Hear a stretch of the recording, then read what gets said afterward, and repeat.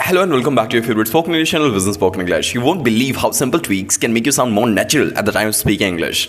Imagine if you so smooth and fluent at the time of speaking English that people can't even recognize you, that English is a second language. Sounds like a dream, right? But in this video, this dream will be turned into reality. क्योंकि इस video में कुछ ऐसे incredible tips आपके साथ share करने वाला हूँ जो आपको और नेचुरल फील होने में हेल्प करेगा at the time of speaking English. कभी आपने सोचा है कि कुछ लोग इंग्लिश इतनी एफर्टलेसली बोल लेते हैं कि जैसे इंग्लिश उनके लगता है कि उनकी वो दूसरे देश से आए हैं, या फिर ऐसा फील होता है कि आपकी इंग्लिश थोड़ी ऑकवर्ड है, या फिर वो इंग्लिश उनकी सेकंड लैंग्वेज ही नहीं है। अब थोड़ी ऑकवर्ड, और कई बार हमारी इंग्लिश थोड़ी ऑकवर्ड, थोड़ी रोबोटिक लगती है।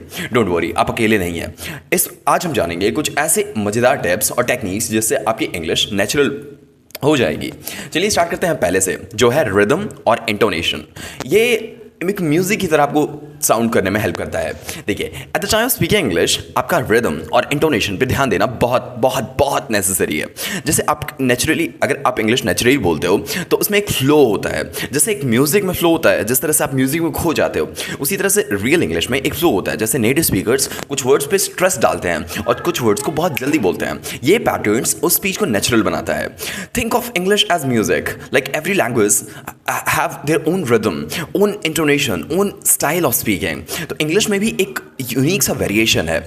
जैसे एक सर्टेन वर्ड में ज़्यादा स्ट्रेस किया जाता है और कुछ वर्ड्स एकदम क्विकली बोले जाते हैं। This creates a natural flow.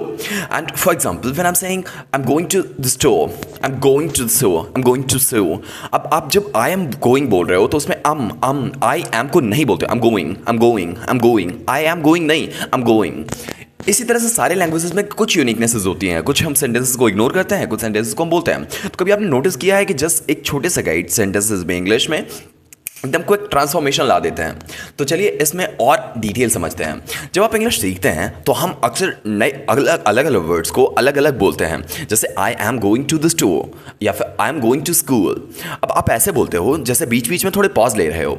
अब इन पॉजेस के कारण नेटिव स्पीकर्स से आप डिफरेंट लगते हो। इन वर्ड्स को एक साथ हमें लिंक करना चाहिए। For example, I am gonna school, I am going to school, I am gonna school. अगर आप इस तरह से बोलते हो तो आप चीज़ों को इतना क्विकली बोलते हो, इतना फास्ट बोलते हो कि पता ही नहीं चलता कि इंग्लिश आपकी सेकंड लैंग्वेज है। One of the most important reason of not native speakers sound robotic is because they separate every word too much, and native speakers link the words together almost like they are merging them. For example, if you're saying I'm going to the store instead of saying I'm gonna store. For example, I have got to go, I've gotta go, I'm going। इस तरह से let me share you a funny story। जब हम लोग English बोलना start करते हैं तो हर वर्ड्स को अलग अलग प्रोनाउंस करते थे। For example, I am going to the market. अब ये बहुत फनी और रोबोटिक साउंड करता है और ऑब्वियस है, लोगों को अजीब लगेगा ये। तो यहीं से लिंकिंग वर्ड्स का कॉन्सेप्ट समझ में आता है आपको, कि जैसे ही आप वर्ड्स को मर्ज करना स्टार्ट कर देते हो उस तरह से आपकी मदर टंग लगती है इंग्लिश। देखिए, जो कॉन्ट्रैक्शंस हैं, अगर आपको कॉन्ट्रैक्शन के बारे में पता है, contraction is a process of joining words. अब इसका यूज आप अगर सीख लेते हो तो आपकी इंग्लिश और नेचुरल होती है। फॉर एग्जाम्पल, आई एम को आई एम अगर इस तरह से बोलते हो, शी विल को शिल, दे आर को there, they are going, they're going।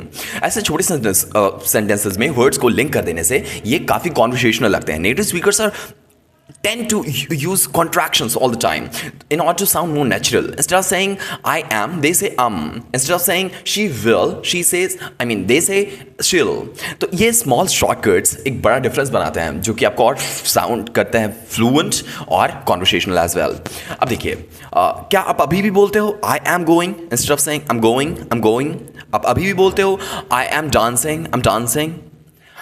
तो कॉन्ट्रैक्शंस का यूज़ करना आपको स्टार्ट कर देना चाहिए। नेक्स्ट है learning phrasal verbs, the heart of natural English.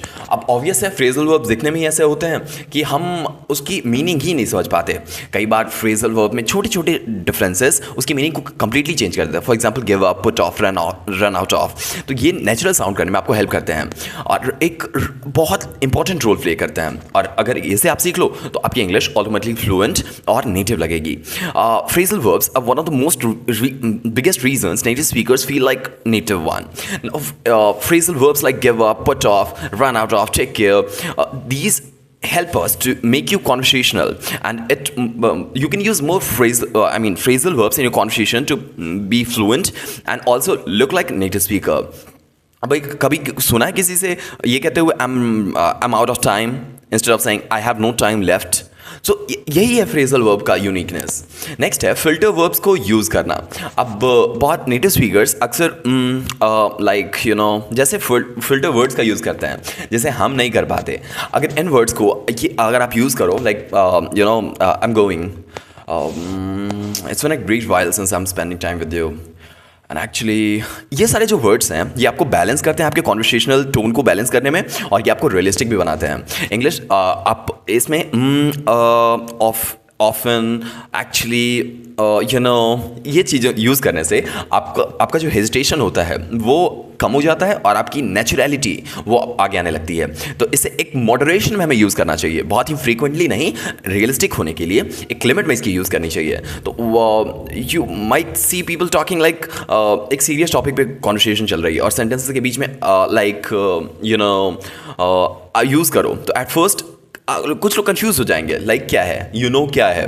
But ये आप फिल्टर वर्ड्स ऐड करने से आपकी कॉन्वर्सेशन ज़्यादा नेचुरल लगती है. हाँ, फॉर्मल सेटिंग्स में हमें इन चीज़ों को इग्नोर करना चाहिए. जब आप फॉर्मल कॉन्वर्सेशन कर रहे हो, स्पीचेस दे रहे हो, या फिर एक ग्रुप को एड्रेस कर रहे हो, या फिर एक इंपॉर्टेंट डिस्कशन चल रहा है, उस टाइम पे इन चीज़ों को हमें रिड्यूस करना चाहिए. इमिटेशन एक और तरीका है जिससे आप नेचुरल फील करते हो. जैसे किसी नेटिव स्पीकर को सुना और क्लोजली ऑब्जर्व किया, एक एक सेंटेंसेस को ऑब्जर्व किया और उसी के स्टाइल में एग्जैक्ट उसी टाइम पे बोला. अब ये कॉपी करने से, इसे बोलते हैं शेडोइंग टेक्निक, जिसे यूज़ करने से आप जो सुनते हैं उसी को रिपीट करते हैं in the same tone, rhythm, intonation, accent, सब कुछ कॉपी करने की आप कोशिश करते हैं. इससे धीरे धीरे आपके ब्रेन सेल्स को आप पे बिलीव होने लगता है कि आप ऐसा ही बोलते हो और ये परमानेंटली कॉपी हो जाता है. फिर आपका एक यूनिक सा स्टाइल बन जाता है. तो जैसे आप रिपीट करते हो जो आपने जस्ट सुना है, इसके कारण आप इसे मास्टर करने में पॉसिबल हो जाते हो. अब नेटिव फील कराने के लिए हॉलीवुड एक्टर्स की स्पीचेस आप देख सकते हो, उनके इंटरव्यूज़ आप ऑब्जर्व कर सकते हो, उनके स्पीकिंग स्टाइल्स ऑब्जर्व कर सकते हो. Things like that. Now practice tongue twisters for better pronunciation. And obvious है कि जल्दी बोलने के लिए हमें कॉम्प्लेक्स सेंटेंसेस में जो कॉम्प्लेक्स वोकेबुलरीज आते हैं उसे हैंडल करना पड़ेगा. टंग ट्विस्टर्स आपके प्रोनाउंसिएशन और फ्लुएंसी दोनों को इंप्रूव करने में बहुत हेल्प करते हैं. जैसे बहुत सारे ऐसे टंग twisters like she sales why she sure, ऐसे how much would cut would be you. ऐसे सेंटेंसेस यूज़ करने से आपके माउथ मसल्स ट्रेन होते हैं और जल्दी बोलने में आपको हेल्प करते हैं. नेक्स्ट है, अब ये टंग ट्विस्टर्स को प्रैक्टिस करने से प्रोनाउंसिएशन इंप्रूव होती है, फ्लुएंसी इंप्रूव होती है, इंटोनेशन इंप्रूव होती है, एक्सेंट इंप्रूव होती है, सब कुछ एक साथ इंप्रूव होता है और माउथ मसल की ट्रेनिंग भी मिलती है ऐसा करने से. तो यहाँ आपने और नेचुरल होने के इंग्लिश में आपने बहुत सारी टेक्निक समझी. इसमें मैं एक बार और रिकैप कर लेता हूँ. रिदम और इंटोनेशन कॉपी कर सकते हो. इसे मास्टर करने से आपकी स्पीच और म्यूजिक जैसे ही लगेगी और बहुत ही स्मूथ लगेगी. दूसरा, वर्ड्स को लिंक करना आप सीख सकते हो. चंक्स में नहीं बोलना है, ब्लेंड कर देना है सबको. तीसरा, कॉन्ट्रैक्शंस का यूज़ करना है, शॉर्ट होना चाहिए, स्वीट होना चाहिए. नेक्स्ट, हमें फ्रेजल वर्ब्स का यूज़ करना चाहिए जिससे आप और नेचुरल और कॉन्वर्सेशनल साउंड करते हो. छठा, हमें फिल्टर वर्ड्स का यूज़ करना चाहिए. एक्चुअली इन वर्ड्स का इमिटेट करना चाहिए नेटिव स्पीकर्स को. ये छठा था. उसके बाद ये कॉपी करने से आपकी इंग्लिश बहुत जल्दी इंप्रूव होती है. और था अपना टंग ट्विस्टर प्रैक्टिस करना जिससे आपकी प्रोनाउंसिएशन और शार्पन होती है. अगर आपको लगता है इस वीडियो ने थोड़ा बहुत आपको हेल्प किया हो और इन फ्यूचर ऐसे और वीडियोस आप देखना चाहते हो, इस चैनल को सब्सक्राइब कर सकते हो. If you found this helpful, you can give me a thumbs up in order to motivate me and make me make more videos just like this. That's sufficient for today. We'll meet tomorrow with the next one. Wish you a good day.